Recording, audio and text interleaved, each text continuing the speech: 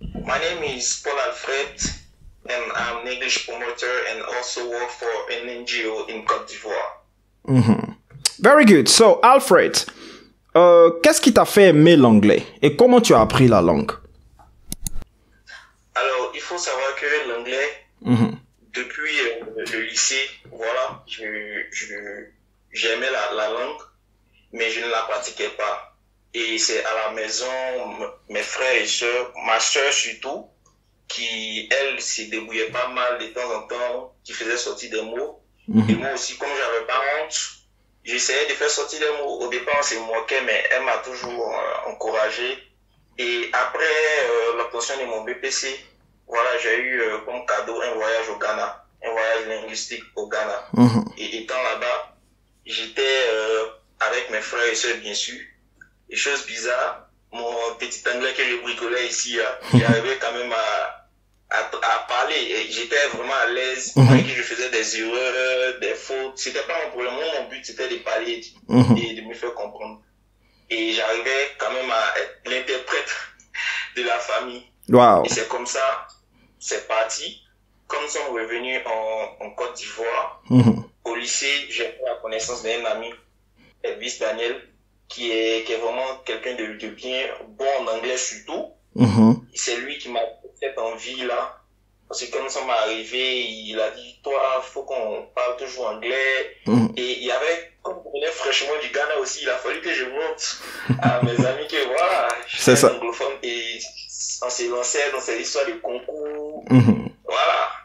Et c'est allé un peu comme ça. Donc, de la seconde jusqu'à la terminale, j'étais vraiment excellent en anglais.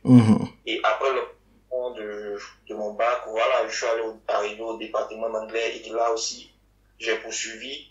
Et même étant là-bas, moi, j'avais pas honte. Ce qui m'a plus sauvé, en fait, c'est que moi, j'avais pas honte de m'exprimer.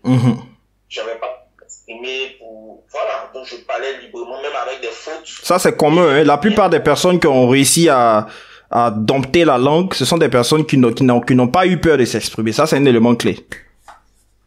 Voilà. Et il y a un autre truc aussi, c'est que moi, j'étais beaucoup humble. C'est-à-dire que quand je parle, que c'est pas ça qu'on pourrait, j'accepte.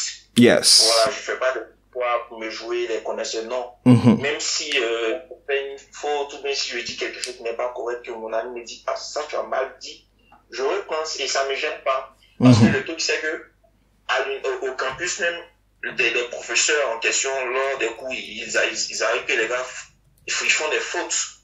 Mais c'est une langue en fait, donc du coup on peut pas se dire ouais, moi je dois pas faire des fautes. L'anglais c'est une langue, c'est une langue qui est appelée à faire des fautes, je vais le dire ça comme ça. C'est en faisant des erreurs que tu deviens le plus performant. Voilà, donc aujourd'hui par exemple, moi, avec l'anglais, j'ai connu pas mal de personnes. Avec l'anglais, je suis rentré, en tout cas, dans des points vraiment très privilégiés. Où, je vais le dire, n'importe qui ne rentre pas là-bas. C'est ça. Je me rappelle même, étant en terminale, avec mon anglais, j'ai fait la connaissance d'une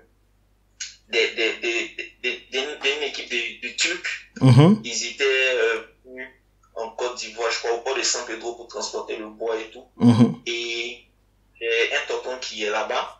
Voilà, lui s'est débrouillé pas mal en anglais aussi, mais il comprenait pas ce que les Turcs disaient. Donc, du coup, une fois ils sont venus chez nous à la maison, et voilà, moi j'ai commencé à parler bien avec les Turcs, ils ont aimé mon affaire, et je crois que le lendemain, ils m'ont fait visiter le navire, wow.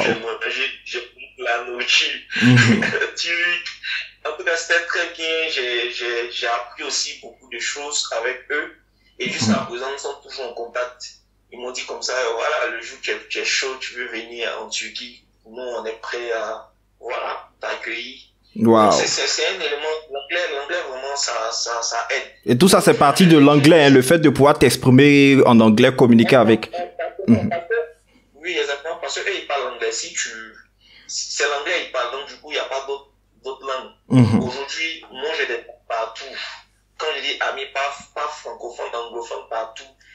Parce que tout est parti d'une simple conversation. Et on a commencé à échanger. Il n'y avait pas de honte, quoi. Même souvent, même quand je parle avec eux, s'il y a une erreur, ils me disent, là, tu as fait une erreur. Et je réponds.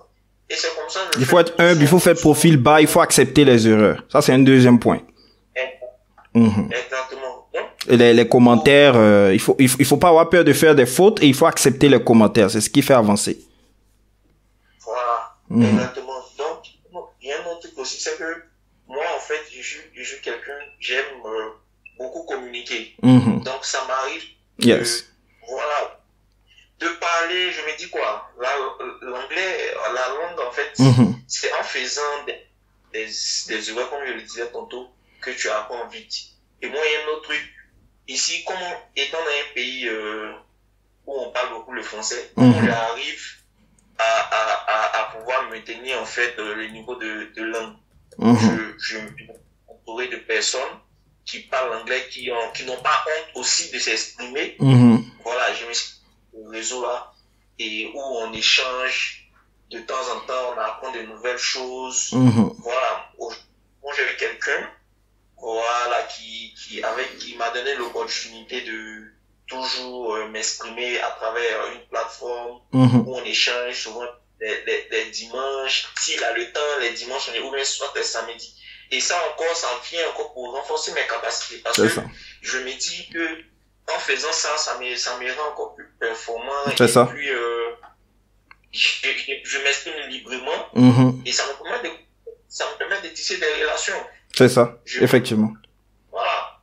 Donc, en quelque sorte, moi, ce que moi je peux dire, c'est que l'anglais, en fait, aujourd'hui, comme je le disais tantôt, m'a permis de rencontrer plusieurs personnes. Et aujourd'hui, l'organisation en question dans laquelle je parle et dans laquelle je travaille, excuse-moi, je vais dire en quelque sorte, à 80%, c'est grâce à l'anglais. C'est grâce à l'anglais. C'est comme ça parce que, voilà, il y a des partenaires avec qui il faut parler en anglais. Il y a plusieurs choses, en fait. Donc, c'est en quelque sorte, l'anglais, c'est un truc qu'on va prendre au sérieux. C'est un truc qu'on a, parce que, mine de rien, et moi, par exemple, moi, je vais évoluer dans le domaine humanitaire. Je vais me construire une carrière. Et tu t'imagines une ONG qui t'envoie au plan, en tant qu'expat d'un pays où tu dois conduire des missions d'urgence et tes collaborateurs tous anglophones. Tu fais comment? C'est ça. Tu vois? Là, tu n'as pas le choix, en fait. Raison pour laquelle il faut commencer avec tes fautes. Et puis, comme ça, effectivement. Il faut comprendre que l'anglais, c'est un outil de communication. Il faut sortir de la dimension de discipline académique. Il faut concevoir la chose comme un outil de communication. Et il faut être ouvert à l'expression orale, ne pas avoir peur de faire des fautes, s'exprimer. Mais il y a un élément que tu viens de mentionner tout à l'heure. Tu as dit que tu étais une personne très communicante. Et donc, qu'est-ce que tu penses dans le contexte de l'acquisition des langues étrangères? On parle des facteurs internes et des facteurs externes. Internes, par exemple, la personnalité, les personnes qui sont timides. Comment est-ce que tu penses qu'une personne timide, quelle est l'attitude qu'une personne naturellement timide pourrait adopter lorsqu'elle apprend une langue étrangère, dans le cadre de l'anglais, par exemple?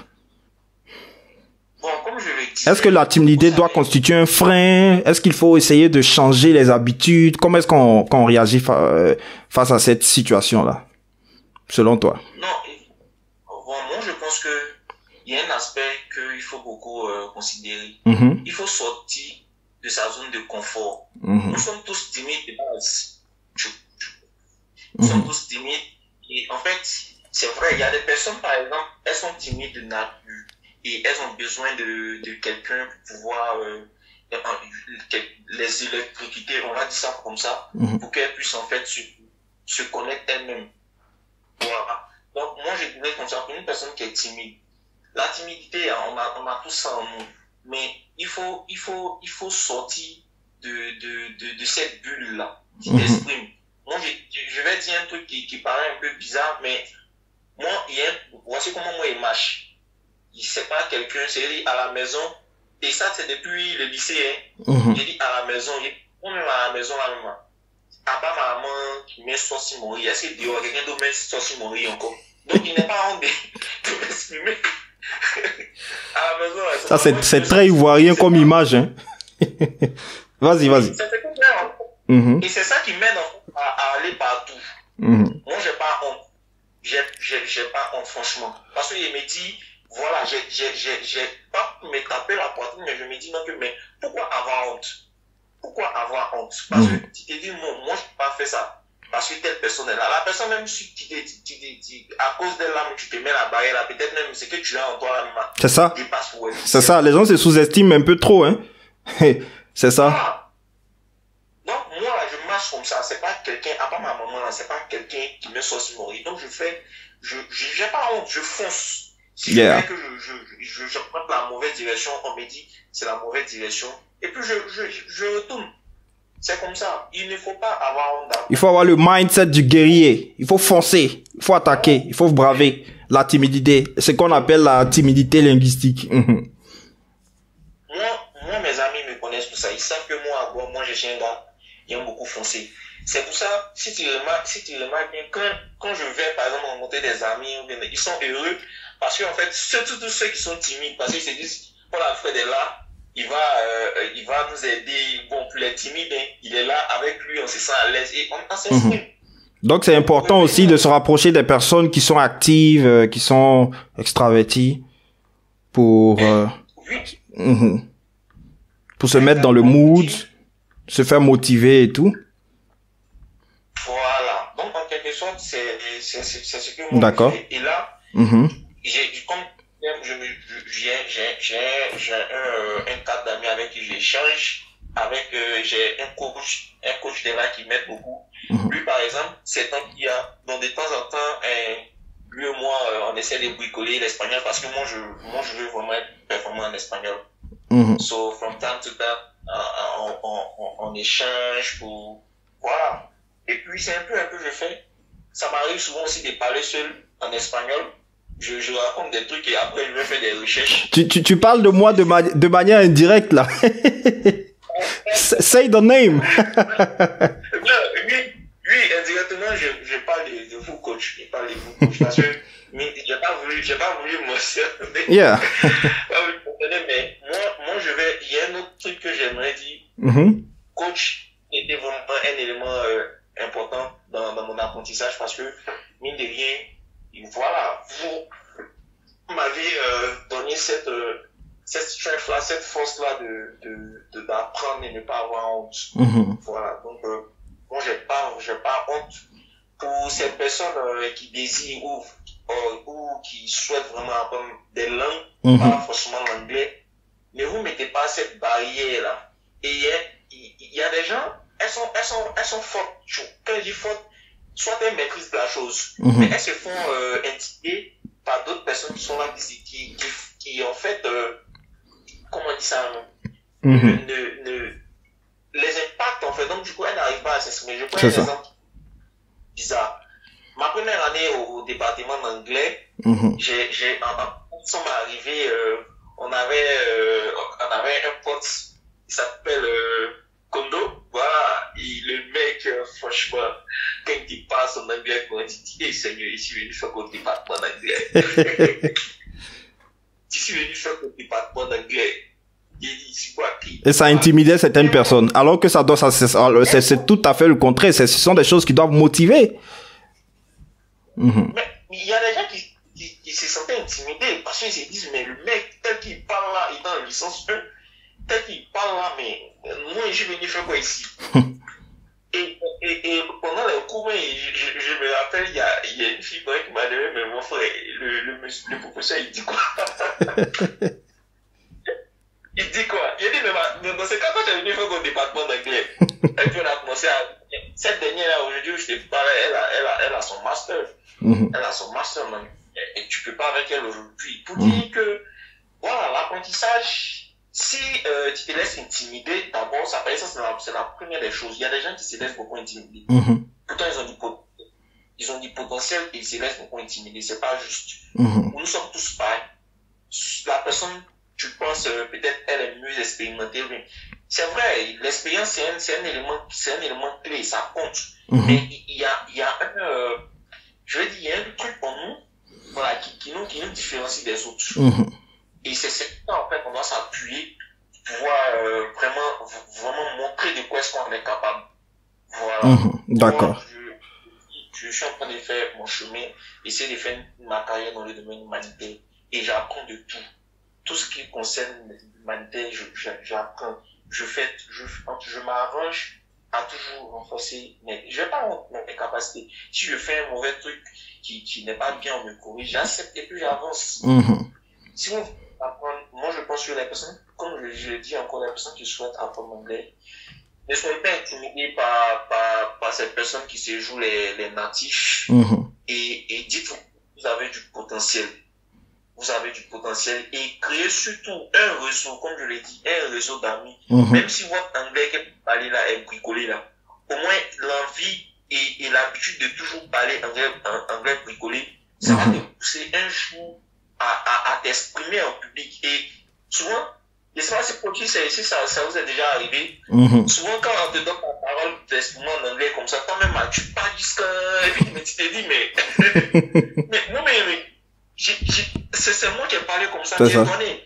Tu sois pas étonné. Qu'est-ce qui t'a permis de faire ça? C'est parce que tu as l'habitude de t'entraîner avec des amis, tu parles régulièrement. Sur l'échelle, c'est le niveau 2, hein, c'est ça. C'est-à-dire, cette première étape de timidité linguistique, quand vous franchissez cette étape, généralement, c'est lorsqu'on a commencé à apprendre, on sent des résultats concrets, au niveau du vocabulaire, de la fluidité, on arrive à s'exprimer efficacement avec le petit vocabulaire qu'on a.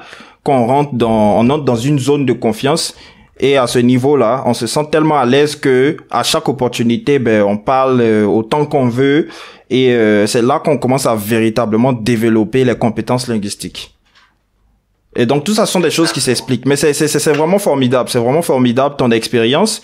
Et alors quel conseil tu peux donner aux personnes qui apprennent l'anglais? Tout à l'heure tu as parlé de ton expérience au Ghana. Il y a certaines personnes qui n'ont pas eu l'occasion de se retrouver dans un pays anglophone, mais quel conseil tu peux donner aux personnes qui apprennent l'anglais dans un pays non anglophone, en Côte d'Ivoire par exemple, dans un pays francophone? Donc, comme je le disais, aujourd'hui vous voyez en Côte d'Ivoire spécifiquement, il y a assez de cabinets qui ouvrent pour, je vais dire,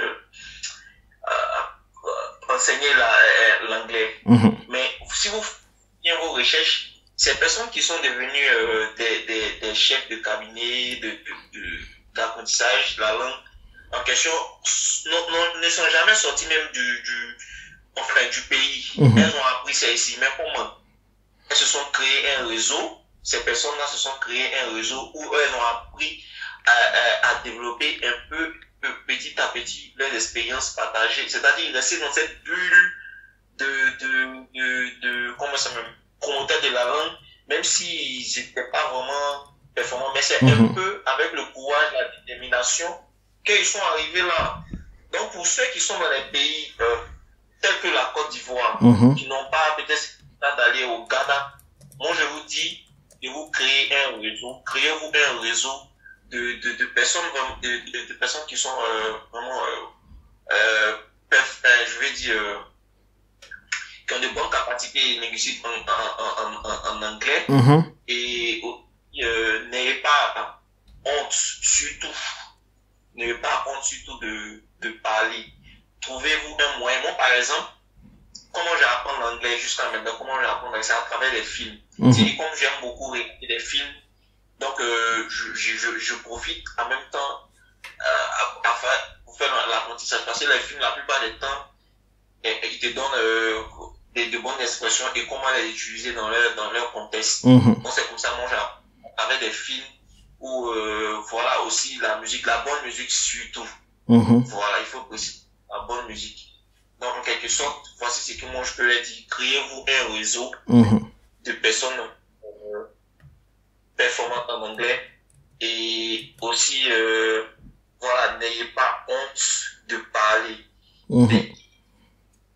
Parce que le peu que vous connaissez de la langue là, si vous mettez ça je vais dire, en exemple, vous essayez de vous exprimer, ça va plus vous motiver à vraiment aller de l'avant. Ne vous laissez pas intimider surtout. Vous avez potentiel. Vous avez plus que même le mot même potentiel même. Soyez courageux.